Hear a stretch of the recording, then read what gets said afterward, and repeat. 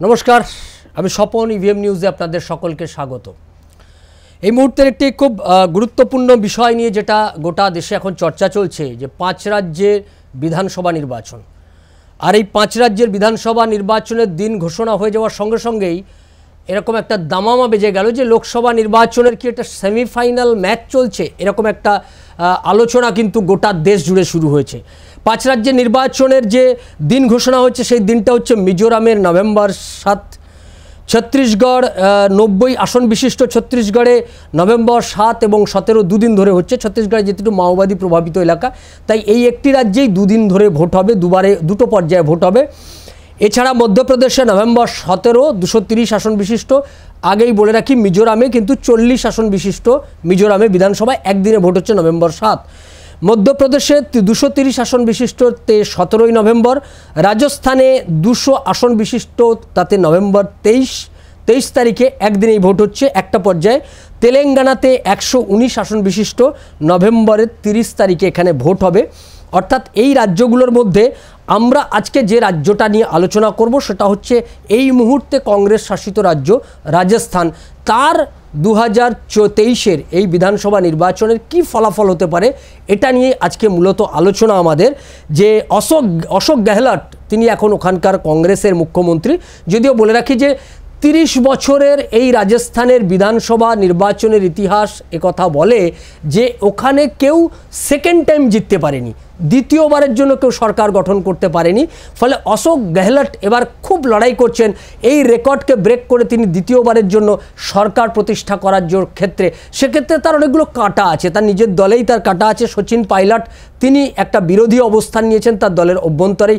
সেই সচিন পাইলটকে নিয়ন্ত্রণে আনা, তার বাইরেও তার বিরুদ্ধে কতগুলো বক্তব্য আছে, সেগুলো আমরা আস্তে আস্তে আলোচনার মধ্যে ঢুকবো যে কোন কোন ইস্যু মূলত অশোক গেহলটকে তার চ্যালেঞ্জের মুখে ফেলে দিয়েছেন। তার যে অ্যান্টি ইনকামবেন্সি যে ফ্যাক্টরটা কাজ করছে, সেই অ্যান্টি ইনকামবেন্সি ফ্যাক্টরকে উপেক্ষা করে, সেটাকে নিয়ন্ত্রণ করে, সেটাকে নিজের কন্ট্রোলে নিয়ে এসে অশোক গেহলট দ্বিতীয়বারের জন্য মুখ্যমন্ত্রী হয়ে এই রেকর্ড ব্রেক করে দিতে পারেন কিনা সেটা তো আমাদের দেখার বিষয় থাকবেই। আমরা যেটা এখন দেখতে পাচ্ছি আপনাদের কিছু স্ট্যাটিস্টিক্যাল রেকর্ড দিয়ে দিই। 2013-র বিধানসভা নির্বাচনে এখানে বিজেপি ক্ষমতা এসেছিল 163টা সিট নিয়ে, কংগ্রেস 21টা সিট পেয়েছিল, অন্যান্যরা 16টা সিট। আমরা এখানে ভোটের নিরিখে দেখতে পাচ্ছি 45.2% ভোট পেয়েছিল বিজেপি, 33.1% ভোট পেয়েছিল কংগ্রেস, 21.8% ভোট পেয়েছিল আদার্স। 2013-র বিধানসভা নির্বাচনে যখনও ভারতবর্ষে বিজেপির সরকার তখনও পর্যন্ত আসেনি, অর্থাৎ নরেন্দ্র মোদীর সরকার তখনও ভারতবর্ষে আসেনি, অ্যাসেম্বলি ইলেকশনে বিজেপি কিন্তু এই জয় পেয়েছিল 2013-তে। 2018-তে গিয়ে যখন নরেন্দ্র মোদীর সরকার চলছে তখন কিন্তু উলট পুরাণ, অর্থাৎ যেটা বলেছিলাম যে রাজস্থানে কেউ দুবার জেতেনি, সেবারে গিয়ে দেখা গেল কংগ্রেস একেবারে 21 থেকে 100। 2013-তে ছিল 21, 2018-তে গিয়ে দাঁড়ালো কংগ্রেস একাই 100, আর বিজেপি 73, 163 থেকে 73 হয়ে গেল, আদার্স হয়ে গেল 27টা সিট পেল। এক্ষেত্রে ভোটের পার্সেন্টেজ কিন্তু খুব গায়ে গায়ে। কংগ্রেস পেয়েছে 39.3%, whereas বিজেপি পেয়েছে 38.8% ভোট, আর অন্যান্যরা পেল 21.9% ভোট। আমরা তারপরে দেখলাম 2019-এর লোকসভা নির্বাচন। এই লোকসভা নির্বাচনে কি দেখলাম? অ্যাসেম্বলি সেগমেন্ট ওয়াইজ আমরা যে ফলাফলটা দেখতে পাচ্ছি 2019-এর লোকসভা নির্বাচনে, ভাবুন 2018-তে বিধানসভা নির্বাচনে কংগ্রেস যখন একটা বিপুল জয়লাভ করলো এই রাজ্যে, তখন 2019-এ তার ঠিক 1 বছরের মধ্যে লোকসভা নির্বাচনে গিয়ে ঘটনাটা ঘটে গেল একদম উল্টো, পুরো 180 ডিগ্রি ঘুরে গেল। বিজেপি পেল সেখানে 176টা বিধানসভাতে বিজেপি লিড পেল, কংগ্রেস পেল মাত্র 16টা বিধানসভা লিড পেয়েছে, যেখানে 100টা বিধানসভা তারা জিতেছিল 2018-র বিধানসভা নির্বাচনে। সেখানে এই 2019-এর লোকসভা নির্বাচনে তারা মাত্র 16টা বিধানসভা ক্ষেত্রে লিড পেল, আর অন্যান্যরা 8টা বিধানসভা ক্ষেত্রে লিড পেল। অর্থাৎ বিজেপি এক লাফে আবার 176, মানে একটা ঐতিহাসিকভাবে লিড পেল। 176টা বিধানসভা ক্ষেত্রে তারা লিড পেয়েছিল। ভোটও সকলকে ছাড়িয়ে চলে গেল। 2019-এ 59% ভোট বিজেপি পেল 2019-এর লোকসভা নির্বাচনে, যেখানে আমরা দেখলাম 2018-র বিধানসভা নির্বাচনে বিজেপি পেয়েছিল 38.8% ভোট। সেখানে লোকসভা নির্বাচনে এক বছরের মধ্যে দেখা গেল একদম প্রায় ডাবলের কাছাকাছি চলে গেল। 59% ভোট পেয়ে গেল বিজেপি পেলেন। কংগ্রেস পেল 34.6%, আদার্স অন্যরা পেল 6.4%। লোকসভা নির্বাচনের ফলাফল এইটা আমরা দেখতে পেলাম।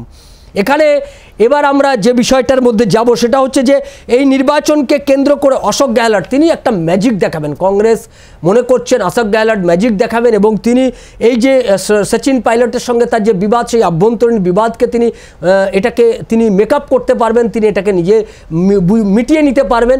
এবং এই মিটিয়ে নেওয়ার পরেও তাকে যে যে চ্যালেঞ্জের মোকাবিলা করতে হচ্ছে, প্রথমত হচ্ছে মোদি ম্যাজিক।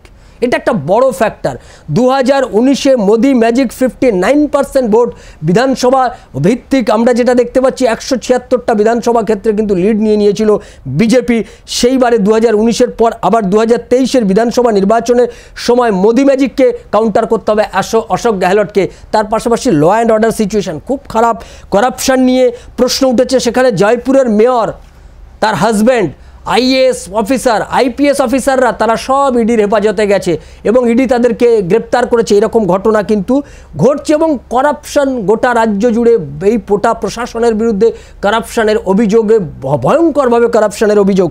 কমিউনাল ফ্লেয়ার আপস হয়েছে, মানে কমিউনাল মানে সাম্প্রদায়িক দাঙ্গা এই রাজ্যে বেড়েছে। আপনাদের মনে থাকবে উদয়পুরে জুনের 2022-এ সেখানে একজন টেলার অর্থাৎ ওই যে কাপড়ের কাজ করেন এরকম টেলারকে তার মাথা কেটে দিয়েছিলেন একজন ধর্মান্ধ উন্মাদ, একটা সংখ্যালঘু সম্প্রদায়ের কয়েকটি লোক এসে এই ঘটনাটি ঘটিয়েছিল।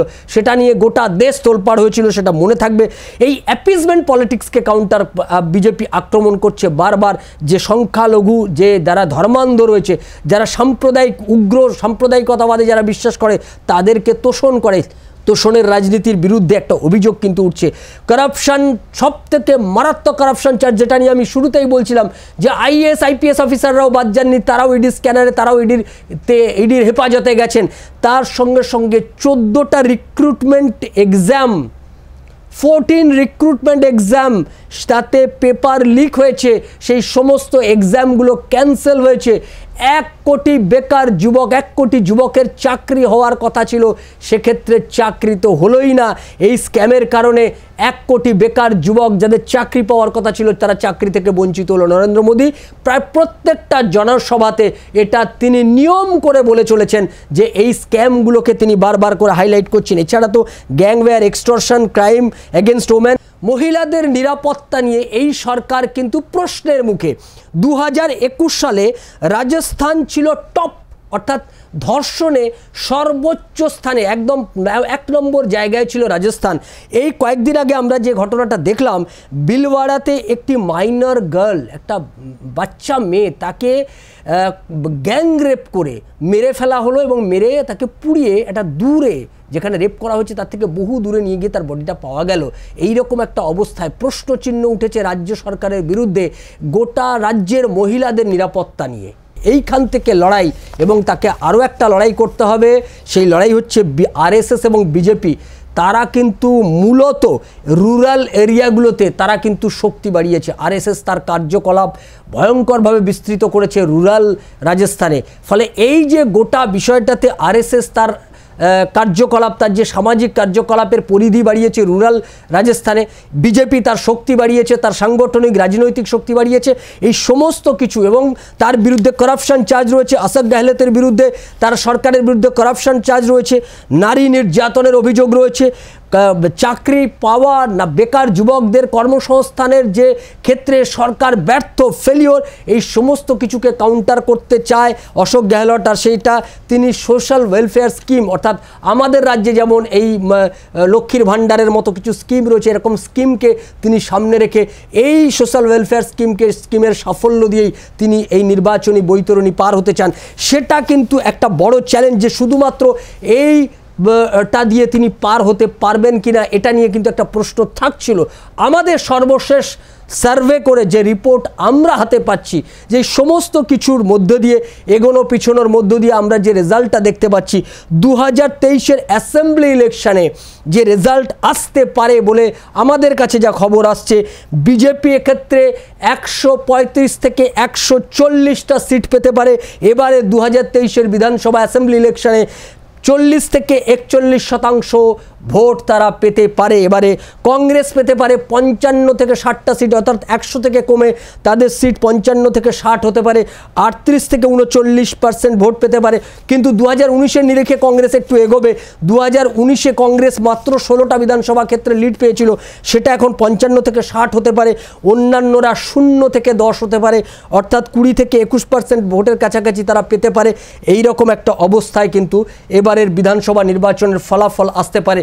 অর্থাৎ রাজস্থান, অশোক গেহলট, যতই অশোক গেহলটের ম্যাজিকের কথা বলা হোক না কেন, আমরা যা দেখতে পাচ্ছি যে এবারের বিধানসভা নির্বাচনে এই রাজস্থান কিন্তু কংগ্রেসের হাতছাড়া হওয়ার প্রবল সম্ভাবনা রয়েছে। সেক্ষেত্রে বসুন্ধরা রাজে সিন্ধিয়া, যাকে মুখ করে এগোচ্ছেন বিজেপি, বসুন্ধরা রাজে সিন্ধিয়া তিনি 70 ঊর্ধ্ব এই নেত্রী, তিনি বিজেপির এই নেত্রী মহারানী, তিনি আবার নতুন করে রাজস্থানের মুখ্যমন্ত্রী হন কিনা এটাই এখন বড় প্রশ্ন। সার্ভে রিপোর্ট বলছে মহারাষ্ট্রে বিজেপি সরকার গড়ে ওঠা এটা শুধুমাত্র সময়ের অপেক্ষা। 3রা ডিসেম্বর যখন ফল বেরোবে, রাজস্থানে বিজেপির সরকার গড়ে ওঠা একটা শুধুমাত্র সময়ের অপেক্ষা। আর যখন 3রা ডিসেম্বর ফল বেরোবে তখন এই রাজস্থানে গেরুয়া আবির উঠবে, গেরুয়া ঝড় বয়ে যাবে, এটাই আমাদের সমীক্ষকরা মনে করছেন। সেই অনুযায়ী ফলাফল আসছে। এখন দেখার 3রা ডিসেম্বর ফলাফল ঠিক কী হয়, সেদিকে আমাদের নজর থাকবে।